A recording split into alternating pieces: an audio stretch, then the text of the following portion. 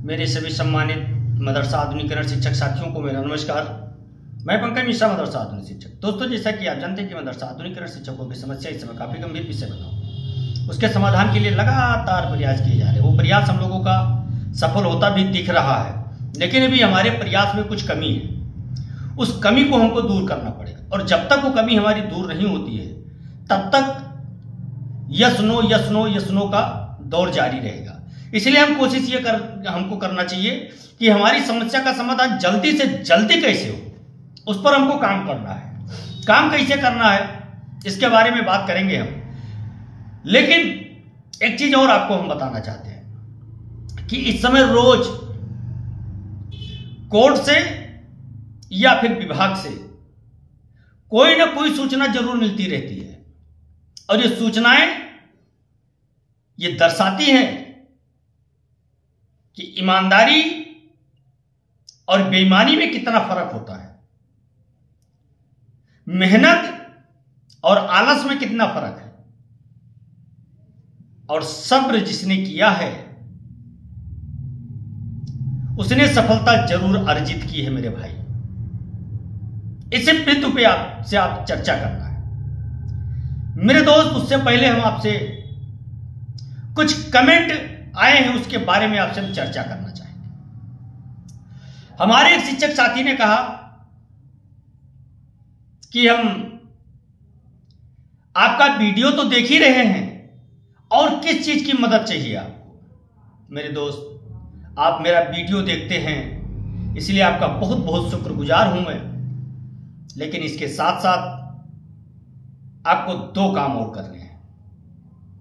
ये वीडियो उन लोगों तक पहुंचना चाहिए जिन लोगों तक ये सूचनाएं नहीं पहुंच पा रही हैं, क्योंकि इस वीडियो में संदेश रहता है, और ये संदेश हर उस जगह तक जानी चाहिए जहां से मदरसा आधुनिकीकरण शिक्षक कामयाबी का रास्ता ढूंढ सके। ये दोस्त, एक दूसरी चीज, संघर्ष करने वालों लोगों का आपको साथ देना है।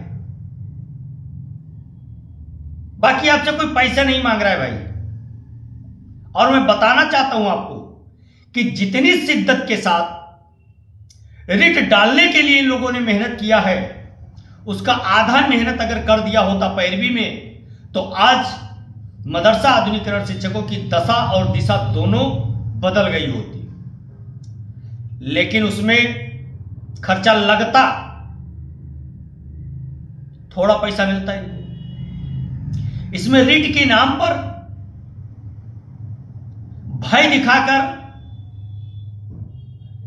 इन्होंने धनार्जन किया है, और यह धनार्जन इनका ऐसा निकलेगा मेरे भाई कि आप एक उदाहरण देखिए कि जिन जिन लोगों ने मदरसा आधुनिकीकरण शिक्षकों के साथ गलत व्यवहार किया, उनके साथ धोखेबाजी की, उन सारे लोगों को आज ऊपर वाला सजा दे रहा है, और देगा, क्योंकि ऊपर वाले के यहां अन्याय नहीं है, वहां न्याय होता है। वहां सिफारिश नहीं लगता है, वहां वोटों की राजनीति नहीं होती है, वहां जातीय ट्रंप कार्ड नहीं खेला जाता है, वहां टारगेट नहीं सेट किया जाता है।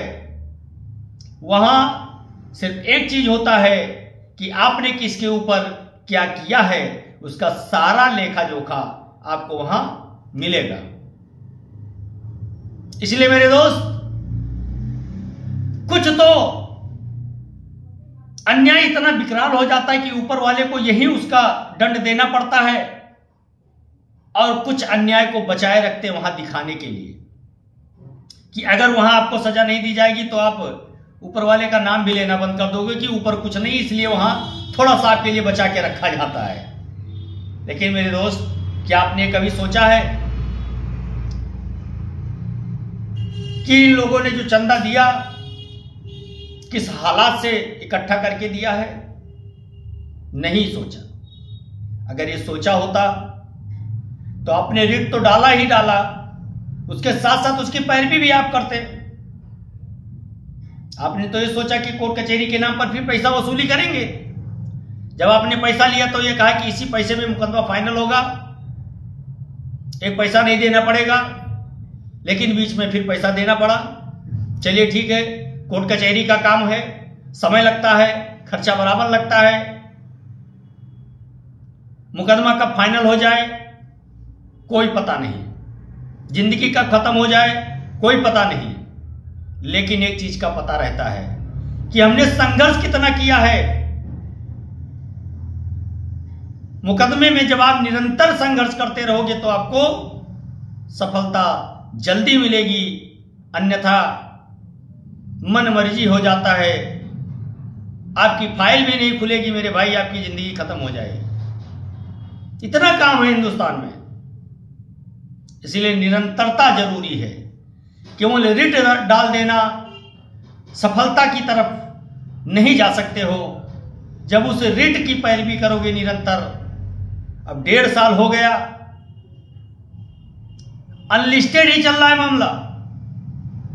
जब लिस्टेड ही नहीं हो पा रहा है तो आपसे क्या उम्मीद किया जाए कि आपने जो रिट समायोजन के नाम के लिए डाला है या डालने जा रहे हैं या डालने के लिए इकट्ठा कर रहे हैं, वो मामला हल हो जाएगा? पहले एक तो कराइए साहब, दूसरा तो रिट समायोजन के लिए सार्वजनिक पढ़ ही चुका है। एक लोगों से रिट डालने से क्या फायदा है? फायदा यही है कि जब एक लोगों का रिट पड़ेगा तो उसमें आपको धनार्जन करने में मदद मिलेगी, ज्यादा मिलेगा पैसा। और जब सार्वजनिक डाल देंगे तो सबको फैसले में आना पड़ेगा, सभी फैसले में आ जाएंगे। लेकिन कोई बात नहीं, आपके लिए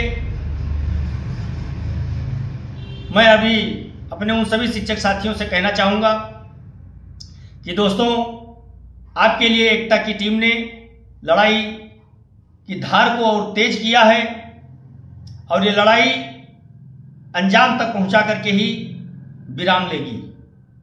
इसलिए आप लोग एकता टीम का साथ देने के लिए तैयार हो जाएं। एकता की टीम कभी भी डेट घोषित कर सकती है, उस डेट में आपसे विचार विमर्श किया जाएगा। आप लोग जैसा अपना सुझाव रखेंगे उस सुझाव पर काम किया जाएगा। हालांकि जो हम लोगों ने विचार बनाया है उस विचार पर तो हम लोग चलना शुरू कर दिए हैं, लेकिन एक सार्वजनिक फैसला लेने का समय है, वो भी साथ साथ करेंगे। आप सभी लोगों के सहयोग की आवश्यकता पड़ेगी। आप लोग अगर सहयोग करेंगे तो फैसला भी जल्द लिया जाएगा।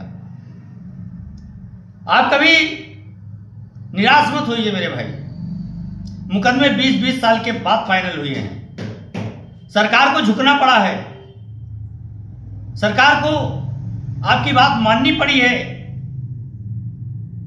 और एक से एक सरकारें आंदोलन के आगे नतमस्तक हुई हैं। मेरे दोस्त, ईमानदारी होनी चाहिए, संवैधानिक तरीके से हमको अपना बात रखना है, हमको उग्र नहीं होना है, हमको कोई गलत व्यवहार नहीं करना है। बाकी सब ऊपर वाले के ऊपर छोड़ दीजिए, आपका काम अवश्य होगा, यह मैं आपको विश्वास दिलाता हूं मेरे भाई। लेकिन इतना मैं जरूर कहूंगा कि जागरूकता बहुत जरूरी है, तत्परता आपको दिखानी पड़ेगी, क्योंकि इस समय एक गोल्डन चांस हम लोगों को मिला है, वो चांस हम लोग गंवाना नहीं चाहते हैं। क्योंकि इस बार अगर नाम नहीं आया तो फिर आप मान करके चलिए कि आपका नाम उसमें आना बहुत मुश्किल होगा, क्योंकि अब संशोधन नहीं होगा। इस समय संशोधन चल रहा है, मंत्री जी के द्वारा बताया गया है कि आपको जगह दी गई है, लेकिन 1% मान लिया जाए अगर जगह नहीं दी गई तो उसके लिए आपकी क्या तैयारी है, उस पर हमको काम करना है। और उस पर काम करने के लिए आपको कदम से कदम मिला करके चलना होगा। संगठन के ऊपर आपको विश्वास करना पड़ेगा, ईमानदारी के साथ आपको साथ देना पड़ेगा। और मेरे दोस्त, सफलता तभी आपको मिलेगी, संघर्ष करना हम लोगों का काम है। हम लोग संघर्षवादी हैं, आशावादी हैं, विश्वासवादी हैं। इसलिए मेरे दोस्त, कोई घबराओ ना, परेशान ना हो, न किसी को विचलित करो, बस लगे रहो, सफलता मिलेगी मेरे दोस्त। और मैं अंत में एक चीज और कहना चाहूंगा आप लोगों से कि आप लोग इस वीडियो को उन लोगों तक जरूर पहुंचाया करें जिन लोगों तक एक संदेश नहीं पहुंच पा रहा है। दोस्तों, आज के लिए मैं यहीं पे आपसे क्षमा चाहूंगा।